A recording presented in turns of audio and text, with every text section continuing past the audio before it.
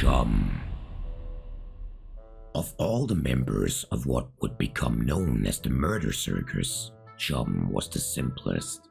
He was raised to be a clown, molded into a caricature for shallow amusement.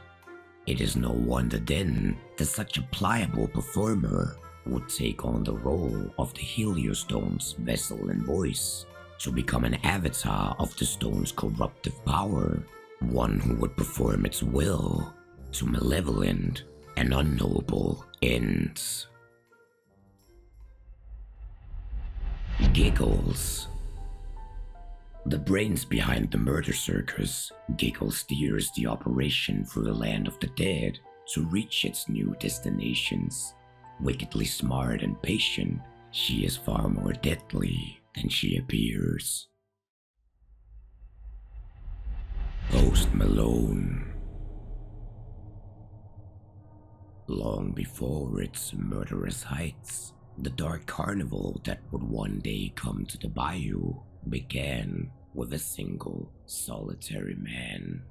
This drifter wandered out of the Georgia hills with nothing but a guitar, regaling towns he passed through with songs that struck a chord with the detritus of mankind, the lonely, desperate, strange freaks.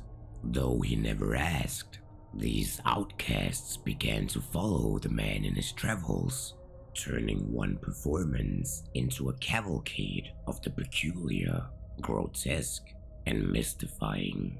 With the growing momentum of popularity, real circus acts joined the traveling troupe, following the musician turned ringmaster to astound and delight. The clowns, fortune tellers, trick shooters, and performing bears gave an air of respectability that masked the dangerous criminal impulses some of their fellow travelers harbored. Yet one little man would set the ringmaster's growing family on a different path. He wanted passage to disappear within the big tops. As the circus traveled on, the small mysterious man offered an artifact in return, the Heliostone. An odd and dreadful thing, a stone and crystal sunburst carved into the shape of a demon's face. Yet it held great power within, a corruption that seeped into the circus. Dark impulses became wicked psychosis, beasts mutated into monstrosities, and even the most stalwart were cursed with misfortune. The Heliostone's grip on the circus grew tighter and tighter until it cracked in two. Those corrupted took ownership of the Murder Circus, leading it onwards in a parade of violence, power, and terror as they followed the will of the Heliostone. Those who could resist fled for new lives in greener pastures, while the former ringmaster, now a deposed king without a crown, stalked what remained of his former glory as it traveled across the country. Once again he was a drifter, but this time with a singular purpose: to take back what was his, no matter the cost. Shade. Jefferson Shiloh was once a well-respected stage actor, a John Wayne or Clint Eastwood of his time. He played the rugged gunslinger for the crowd, acting out stories of betrayal, vengeance, and retribution for what little pay the entertainment could bring. When his performing troupe was twisted by the corruption, the actor gave up his old life of stage performance to bring the hero of his plays, the Shade, to life. Some would say he acted the part out too well, for as Jefferson replaced his prop guns for real guns, he soon found himself in a replication of some of his stories. In Mammon's Gulch, he experienced betrayal at the hand of trusted partners, saw the resurrection as a dark figure of vengeance, and yearned for grisly retribution against those who had wronged him. However, unlike his meager stage plays, these tales brought to life paid tremendously well, earning him both coin and blood alike. Silver Spur. Unlike many others who turned to hunting for a variety of reasons, Ezekiel Stringfellow had always made his living as a bounty hunter. The profession suited his reticent and isolated nature, and he found pure enjoyment in the challenge of hunting men. Any bounty he set his sights on would eventually be run down by his dogged determination and captured with his fiery strength. Yet even those who surrendered to him were just as likely to be shot dead as those who fought till the bitter end. The higher price for returning them alive wasn't as valuable as the peace and quiet that came with the grave. That peace and quiet would be broken in the spring of 1891 as Ezekiel became wrought with hacking coughs and chest pain. The doctor's prognosis was absolute. He had been infected by the White Plague, tuberculosis. The slow disease would consume his body and then finally his life before the turn of the century, unless he moved into a sanitarium in the mountains to prolong his health. Ezekiel rejected the diagnosis completely, believing he could overcome this temporary setback alone, just as he always had. No matter what, he refused to give up the hunt. It wasn't long before that emphatic refusal brought Stringfellow to the edge of oblivion. A coughing fit gave away his position, leading to a short gunfight that left Ezekiel fatally wounded and bleeding out on the ground. In the feverish delirium that swept over him as death prepared to collect his soul, he saw visions of a blighted mountain infested by unimaginable monstrosities.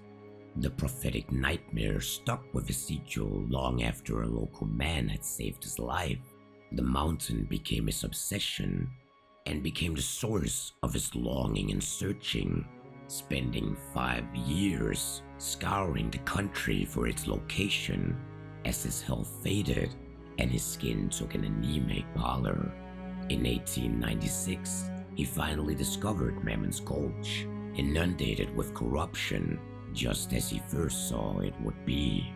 The final years of this dead man walking would be spent on a hunt like no other, within the perfect hunting grounds where no bounties ever needed to be brought back alive.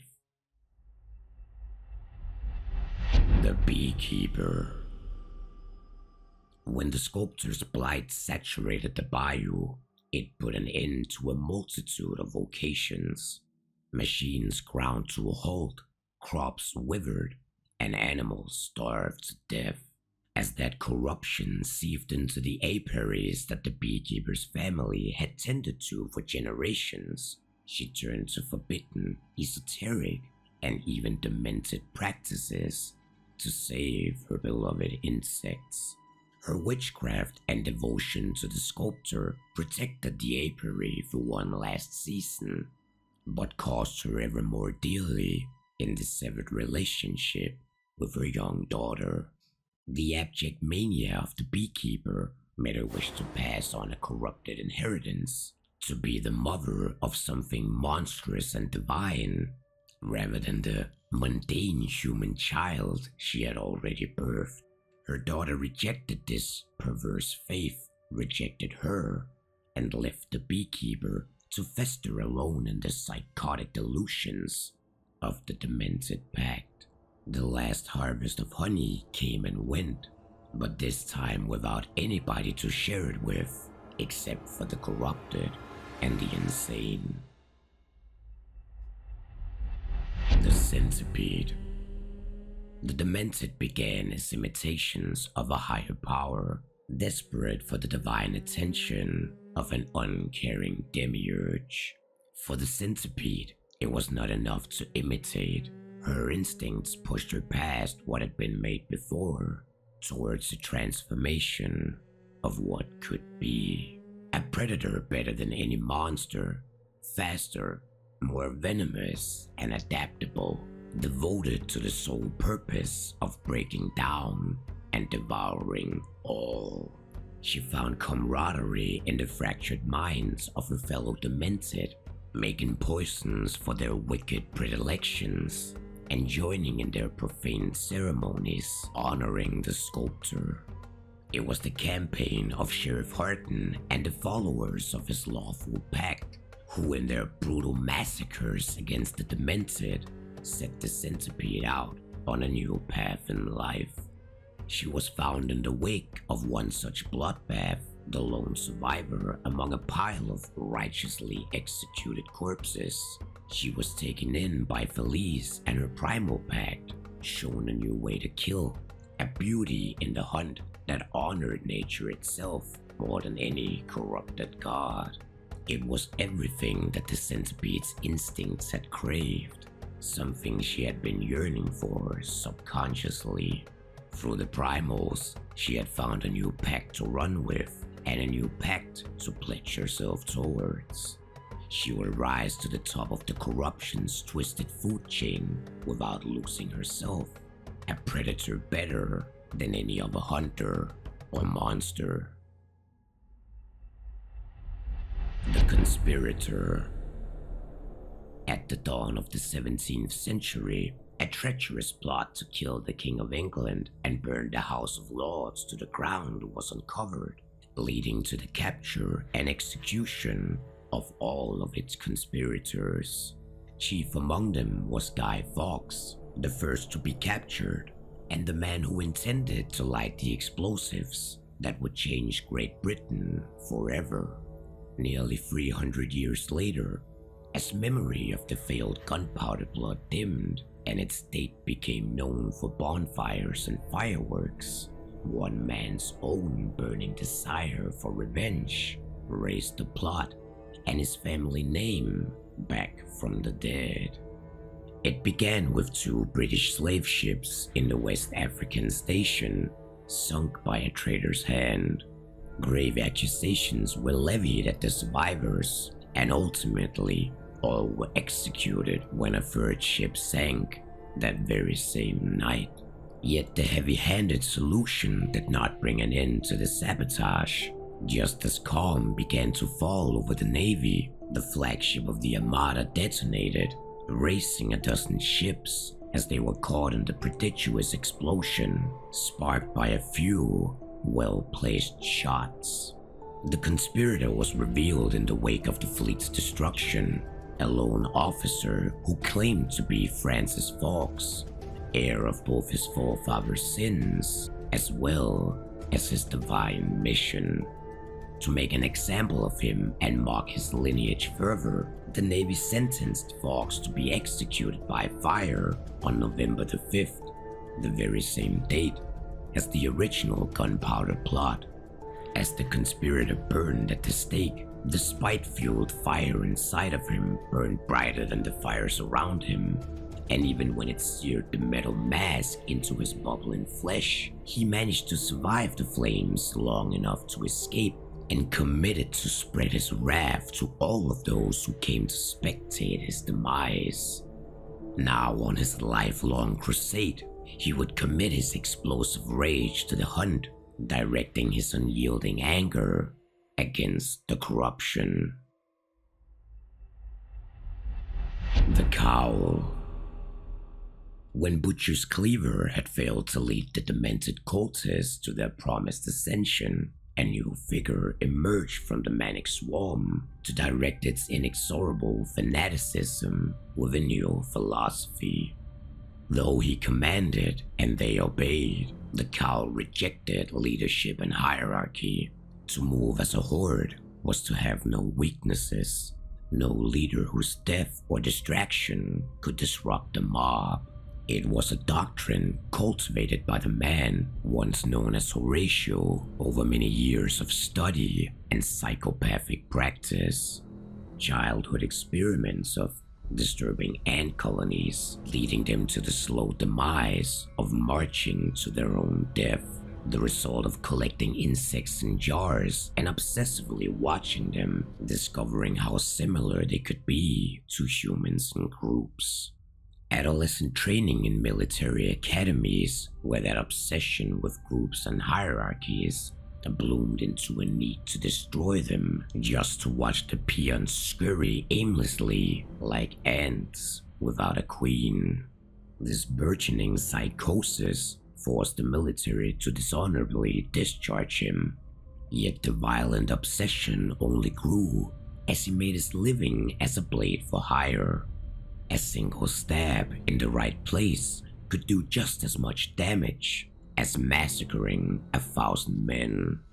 The blood money eventually set Horatio on the path to the bayou, where he discovered his life's work writ large.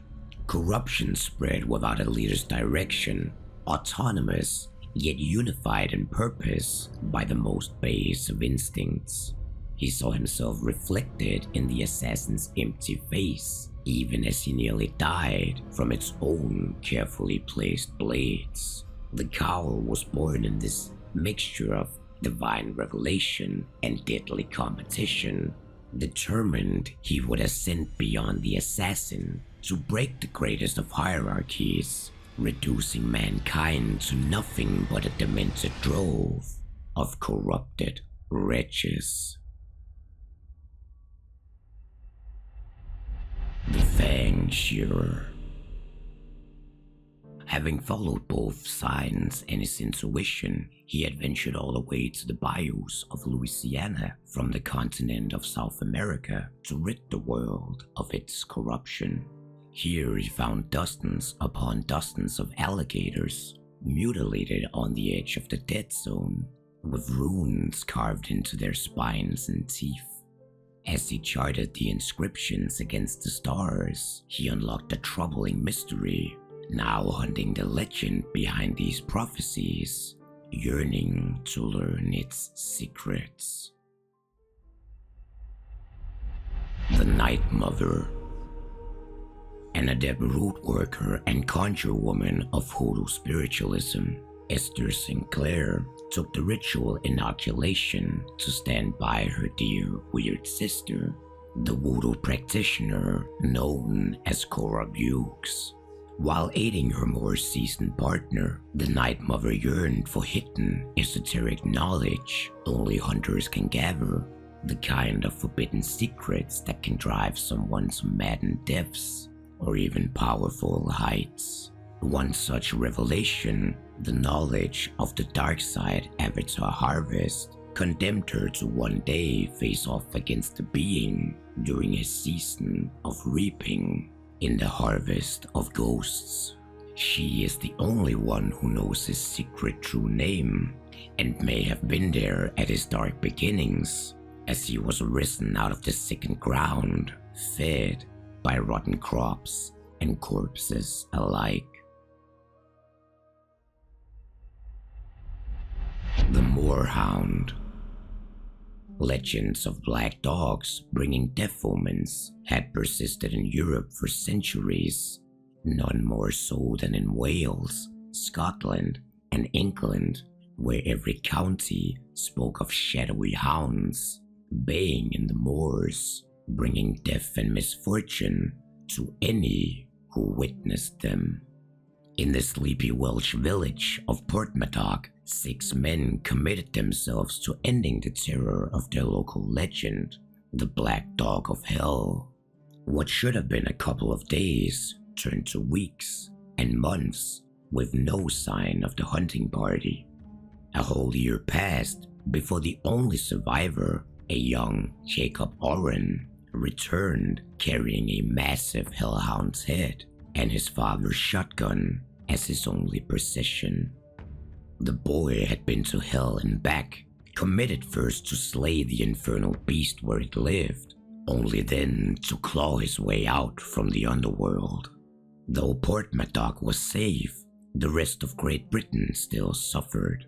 Other towns called for his aid, and he answered the call with an unwavering determination to exterminate every hellhound from the Isle. 50 years passed as his crusade found great success, though it consumed his life completely. Few spoke of black dogs in the moors anymore. Instead, they whispered tales told of a shadowy hunter that prowled the misty bogs, protecting them from any who dared to trespass upon his lands by bringing death and misfortune from the barrel of a gun. The Moorhound, who had so dutifully scoured the lands of corrupted canines, became its newest boogeyman. In time, Jacob left Britain behind for Louisiana. None could say whether his departure was caused by the treacherous myth that had grown around him, or if he had simply found new targets for his never-ending hunt. The Prodigal Son. Richard Burton arrived in the bayous carrying the uniform of the army he abandoned, as well as the guilt of a torn family. Unlike his mother, who valiantly served the Union as a spy in the Civil War, Richard had faked his death to escape the Great Sioux War. He spent years working abroad as a mercenary, doing the kind of dark deeds that required a man with no records and no face. Back home, the letter announcing his apparent death in the Black Hills had been the beginning of a long chain of events that culminated in Anna Burton being murdered with her own gun. His twin sister, Sarah Burton, knew that Richard was alive and ultimately at fault for their mother's death. His name was inscribed on one of the 5 bullets destined to avenge their mother, alongside AHA Administrator Elwood Finch, as well as the archaeologist Elise Austin. When news of his mother's death and his sister's path of vengeance reached him, Richard Burton followed his twin into the hunt, reaching Sarah just in time to save her from an untimely demise. He knew that one day that good deed would be repaid in his reckoning, but considering his past, he was determined to make amends at any cost. The Redneck's Daughter. Millie Moses was born in the Moses poultry barn, and most certainly acts like it. Just as her father, the redneck William Moses, she is mad as a loon and stubborn as an ox. Millie grew up being taught how to shoot by her father and grandfather, and as soon as she was old enough to join the fight, she proudly followed the family into defending the farm from the darkness that encroached upon her childhood home. The Scarecrow. Once a wretched thief, Jeremy Albano carved a new identity for himself in the wake of divine intervention. He had stolen from the owners of Golden Acres and was badly beaten and propped up as a scarecrow in the nearby field for his crimes. From his crucified perch, he watched corruption take hold of the farm, twisting the men into half-dead abominations who preyed upon his persecutors, all while he himself remained safe, spared from the sculptor's touch. Jeremy pledged himself to the Dark God's will, living from then on as a demented scarecrow to honor what he thought was an unholy mission passed down by darkness itself. The Shroud.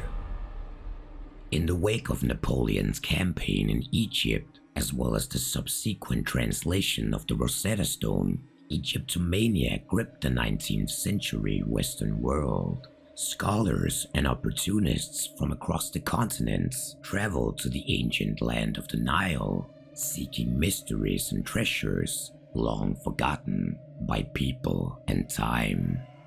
Nafisa Ilhami was more than happy to guide these foreigners to the tomb of her ancestors. She played her part in the pillaging of pharaohs and priests alike, unaware of the poisonous curses lingering in the newly unearthed tombs of those who had touched upon the land of the dead. For these graves did not only hold treasure, they also held the ashes of rot. For her disgrace in disturbing the dead, Nafisa was riddled with disease, yet kept alive in a state beyond death. She hid the shame with carefully wrapped clothes, becoming a walking shroud, scarcely different from the mummies she had sold off to foreigners. In hopes of a cure, or even just a piece of real death she could only give to others, Nafasi Elhami followed the foreigners she once guided back to the hunt, where she in Louisiana would hardly stand out among the walking dead. Skulltaker, a harbinger of primal death, a predator whose every trophy tells of prey taken while it still breathed. Runes etched into his mask call the most feral beasts to his hunting grounds, their savage whispers feeding his unending thirst for conquest. Hunters felt silent in his presence, their boasts eclipsed by the relics he bore. A talon at his waist spoke of an icy ascent to slit the throat of a giant eagle. Saber teeth across his back marked the extinction of a species by his hand, yet the thrill of hunting faded as his triumphs grew. Desperation drove him to rituals steeped in blood and madness. Polar bears impaled on narwhal horns, wolves gutted and offered to dark gods, all in the hope of summoning prey worthy of his blade. The visions came, pulling him south to a cursed land of poisoned air and haunting screams. Here, monster smiths lived, an alligator roiling with tar and lightning, a spider vast enough to slay buffalo, and demons that bent fire to their will. Stalking these grounds, Skulltaker found his answer, a ritual injection stolen from another hunter. Its content opened a festering paradise of endless prey, where his legend would carve itself into eternity, one skull at a time. The Spinning Blade. A knife thrower's assistant, Amelia Rimrose, snapped after years of abusive treatment at his hands. For her new act, she strapped her boss to the board and demonstrated her skills, awakening a taste for blood that only hunting bigger and fiercer game could sate. The Statesman. The only order that can be found in the manic, corrupted chaos of the hunt is the promise of gold in exchange for the occult tokens, what hunters refer to as the bounty system. The workings of that system is kept intact and efficient by mysterious men like the Statesman, agents of even more mysterious benefactors. Though he does not deign to share his identity with lowly hunters, he is known to hold some station of power in the political machine of the country. The Statesman is a man of sophistication, arrogance, and deadly precision. The kind of man to rub shoulders with a prominent oil tycoon or shoot him dead when he gets out of line. He holds a deep, almost supernatural knowledge of the hunt and those who partake in it, which he uses to bend the hunt to his master's cryptic will. For the sake of the benefactor's occult interest and the statesman's own paycheck, the bounty tokens of the bayous must keep flowing.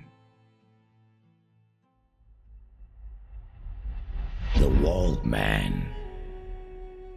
In the deep and wicked heart of the Bavarian woods, a tiny village of 55 hunted for a legendary doe. Not only the greatest any had seen at 10 feet tall, but also crowned with pure white antlers.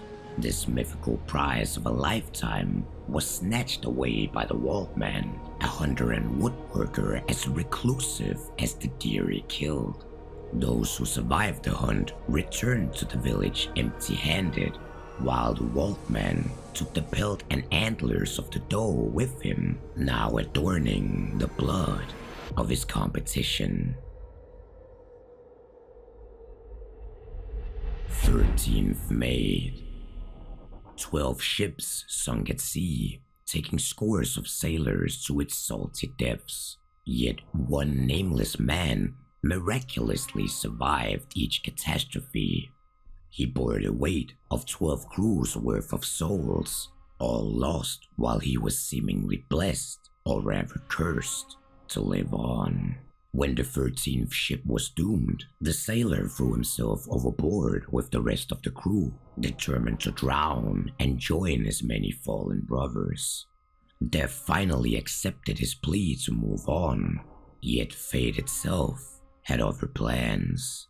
The 13th Mate was cast into the land of the dead, where a wretched witch, Lynch, performed a ritual on him. For the 13th time, he was brought back from a watery grave. He now exists between life and death, along the rest of the drowned pact, an undead man that cannot sleep and who desires only revenge and death. Trapper, Buckshot, and Snare. Robert Hogan and Laura Merrill were cousins that grew up together on a remote homestead in the Rocky Mountains. One fateful night, all that they knew was lost. A screaming figure wreathed in flames spread a fire that reduced their homes and families to nothing but ash. With nobody left to turn to and no skills at surviving on their own, it seemed the pair were doomed to starve to death in the remnants of their homestead. The cousins were emaciated when Thomas Bridge, the mountain man, came across their ramshackle camp. The man took pity on the pair and stayed with them for a time, becoming the closest the pair had to a father figure. He brought them life-saving food and taught them how to survive in the dangerous frontier. He introduced them to native trappers who helped train the pair as well. The two were quick learners and thrived under such expert tutelage. Robert, then known as Buckshot, became an expert at placing traps. Laura took the name Snare, though her specialty was tracking. He was steadfast and silent, while she was confidence and fury. For years they brought in rich harvests of fur, working the remote lands that seldom knew of. Their bountiful resorts eventually brought them unwanted attention. Rival trappers sought to reap the furs for themselves, and rich men from the cities claimed the land with hired gunmen. The quiet forests Buckshot and Snare had come to find solace in erupted in gunfire as they fought to maintain their way of life with violent resolve. A new development came with a telegram from the mountain man. He had been in Louisiana hunting a new kind of prey, and it had gotten disastrously out of hand.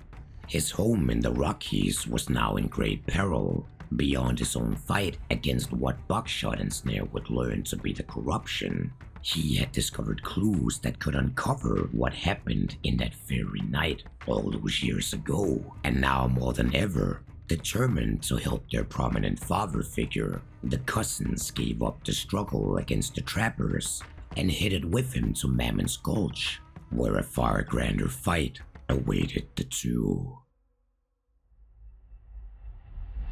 Umpire's Bane. Fiercely competitive and recklessly brave, the batter known as Umpire's Bane turned from baseball to the hunt in order to feed both his ego and his bloodlust. The man who would beat snakes with his bat as a pre-game ritual now drenched the bludgeon with the blood of monsters and hunters alike. gruesome trophies replaced shining brass on his shelf at home, mementos from his participation in the ultimate game of life and death. Union Suit. Enigmatic, foolhardy, gruff, and charming in equal measure, Curtis E. Falk is more than one of the oddest hunters to brave the Deadlands. He is never seen wearing more than his long john underwear, even as he faces the horrors of the corruption or graces audiences with his superb singing voice. Tales of his travels say one of his 2 Union suits is drenched in a gallon of blood for every mile he's traveled across the wide breadth of America, while the other is kept pristine as much as the tattered suit can be. Curtis bears this white suit when yodeling to grunts in the morning or serenading boss targets with ballads of his own creation.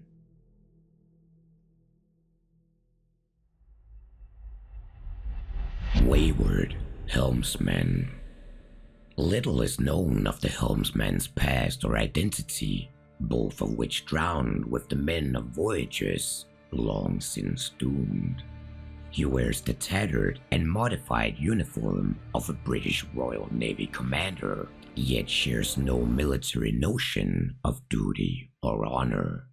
Gold is all that moves his heart, a lust for treasure that pushed him and the others of the Smugglers' Pact to chase after the ghost ship Delphine when it arrived in the bayou of Louisiana. At the peak of this quest for the spectral steamboat's cargo, the helmsman shot his partner, Tony Ramirez, the Rat, in the back, leaving her to die in agony as the demented pack perform an accursed ritual on her. The Rat's soul was cast into the land of the dead, a fate which hardly bothered the helmsman. He had damned his own soul for ravenous greed a long time ago.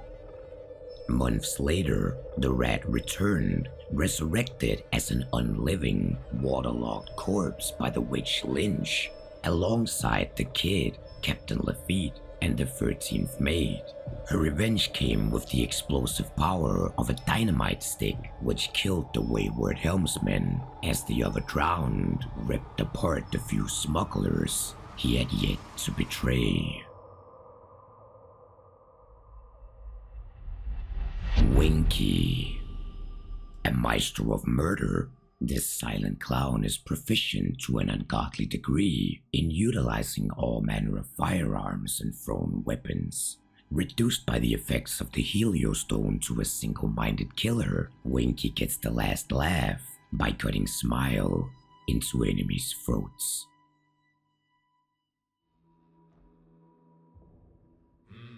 Hey there, Hazmat here. That marks the end of part 3 of the segment containing the many legendary hunters of Showdown, but with the current release cycle of DLC hunters that Crytek is putting out, I wouldn't be surprised if I see you all again in about 6 months for part 4. As always, a big thanks goes out to the Hunters Lounge, specifically the exclusive Gitchy Boy, the exclusive Johnny Sevens, the exclusive Warmonk, and the exclusive Rat. The VIPs, Corvo Bearslayer, Derivative, Doc Powell, Gino Lucero, Goose, Hambone, Jiminal Bob, Corey Peterson, Michael Thornhill, More Death Menace, Hein, Slip, Stas Biestek, Sunrise Phoenix, TJ Crane, Texas Toast, and the Wizard of Copper. And of course, all the regulars.